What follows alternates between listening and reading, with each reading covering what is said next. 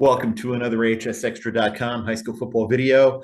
We are joined this week by Darryl Brown, Grimsley Whirly's head football coach. I'm Joe Serrera, and we are here to talk about his Whirlies and their game this week at home against Reagan.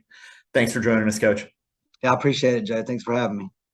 Your Whirlies opened with a 44-7 win at Clayton last week. What did you like about your team's performance against the Comets, and what areas do you need to address this week? Well, anytime you travel 2 hours on the road and you get that far away from school with a different group first game of the year, you're going to face some different situations and some difficult situations. But I was pleased with our guys, how they handled the trip, and I thought we played with a lot of effort. There's obviously a lot of things that we got to clean up and we got to fix going into this week, and that's to be expected coming out of week one. But, some of the things like silly penalties, some unforced type penalties, we want to do a better job of that. I'm okay with penalties if they're effort type penalties, but we had some dumb mistakes. So we want to fix those, and we've addressed that. And then we were just wrong assignment wise in different areas of the game. And again, that's to be expected week one. It's all fixable stuff. So our guys, we had a good day yesterday, good film session and time on the field. So we've addressed a lot of those things, and hopefully we'll clean them up this week. You're playing two new quarterbacks this year, Ryan Stevens and Faison Brandon. What did you see from them against Clayton? And they obviously have big shoes to fill when you talk about a guy like Alonzo Barnett, who helped you guys win a state championships, and is at James Madison now. Yeah, well, both guys played really well week one. They've gotten better each and every week as we've gone through our scrimmages into the Clayton last week. They're both different. They both give us the ability to do different things. They both have earned the right to play. And that's why we're playing both of them right now. And they've shared reps all preseason, every scrimmage. So going into week one, we felt like both of them were worthy of the opportunity to play, and both of them had their chance on Friday night. They both performed well. So we're going to continue playing both guys. They do have big shoes to fill, but we're not asking them to be Alonzo Barnett. We're asking them to be Ryan Stevens and, Faison Brandon.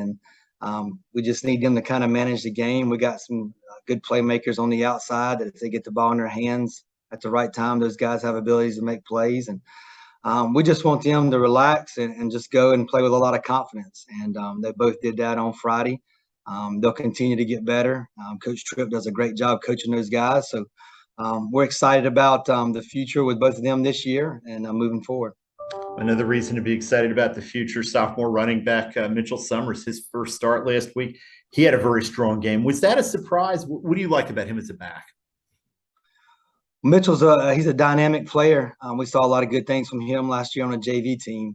He's not very big, but he has great lateral movement. He's great balance, good vision. And he's a tough physical kid and doesn't mind running downhill between the tackles, and then has the ability to kind of get outside and get away from you as well. And he ended up getting more work on Friday than what we'd expected. Khalil Stimson, also one of our running backs, got banged up a little bit early, so we kind of kept him off the offensive side.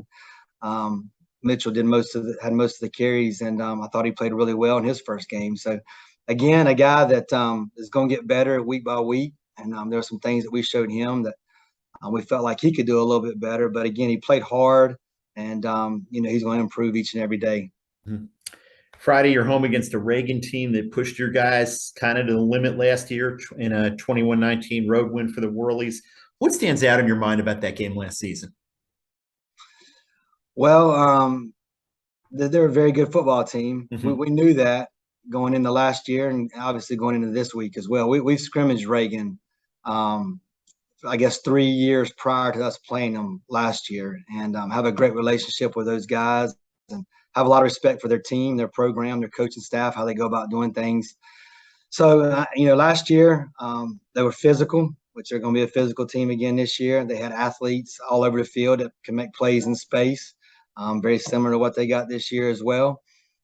They made some mistakes, I felt like, kind of late in the game, and I think Coach McGee would agree that gave us a chance, because we were down 12-0 and kind of run in the third quarter and early in the fourth, and they scored again late to cut it to 2. But just a highly competitive game, and we expect a lot of the same on Friday night. What do you see from this year's Reagan team? Obviously, they've got that offensive line mostly back intact, but like you guys, they lost their quarterback to graduation. They lose a dynamic running back to graduation. What do you see from them and their game last week against North Davidson? Well, kind of what I just mentioned, a very physical football team. Mm-hmm. I think it took them a couple series to get going and kind of figure out exactly what North Davidson was doing to them. But I think you really see it in the second half. They line up and they run the football right at North, and they big chunks of yardage, time after time. And up front, they're really good. I mean, the right side, especially that right guard and right tackle, really good football players, physical, come off the ball. They're good pullers as well when they get them out and they move them and they get them running. Up front, they're very good. Probably the best that we'll see all year up front on the offensive line. And then I think that, they play two quarterbacks, and kind of like us, they're both a little bit different. The number 4 throws the ball well. He's got a strong arm. He can get the ball downfield. So they'll test you vertically in the passing game. And then when they bring in the sophomore, number 2, he's a dynamic runner. In fact, I kind of think he's probably one of their better runners. I mean, he runs it between the tackles really hard, tough kid. You can tell by watching him on film. And running back, they play guys by committee. They play a few different guys there, and they all are good runners. So I think they're really playing to their personnel, and they're doing a good job of it on the offensive side. Defensively, it all starts with Turner. Yep, Samaj Turner. Yeah. I mean, I think defensively, from watching last year's film and then watching them against North Davidson last week, they're moving more than they were last year against us, and slanting the front and bringing different pressures, and so they create a lot of chaos a little bit. They're very aggressive, attacking on defense, but it all centers around Turner to me. I mean, he's a guy that can hurt you at any moment. You better account for him and know where he's out on the field. Plays with a high energy, very physical player. We'll have our work cut out for us. We talked about that offensive line that they have. You guys have a pretty strong defensive line to counter that. Obviously, Jamal Jarrett, who's committed to Georgia, a couple of really good sophomores and some size. With Andre Hill and Bryce Davis, those are both big kids with an extremely bright future. What do you need to get from them on Friday night, along with Jamal, to kind of maybe if not neutralize, but at least contain that offensive line from Reagan? Well, we got to play better up front than what we did on Friday night. Mm-hmm. And we talked to those guys about that. We do got some size there and some guys that we think are really good players. We just got a little undisciplined at times, gave up, maybe played a little high on the interior. We'd like to do a better job of that, and not necessarily getting a push that we wanted to get from those guys in the interior. We lost contain on the edge a few times against Clayton with our defensive ends. We got to do a better job of that on Friday night. But those guys, the 4 guys that we got playing up front, they work really hard. They're very coachable. They enjoy coming in and watching film, listening to the coaches, and then going out and trying to get better. So I thought the 4 guys that we have up front played really hard. Just kind of going back to what I said at the very beginning of our time, we were just assignment-wise a little wrong and a little undisciplined in some areas. And kind of to be expected week 1, and especially with 8 new guys on the defensive side. So some things that we got to address this week and do a better job of if we're going to stop the run on Friday night. Where do you think this game Friday night is going to be won and lost? Up front?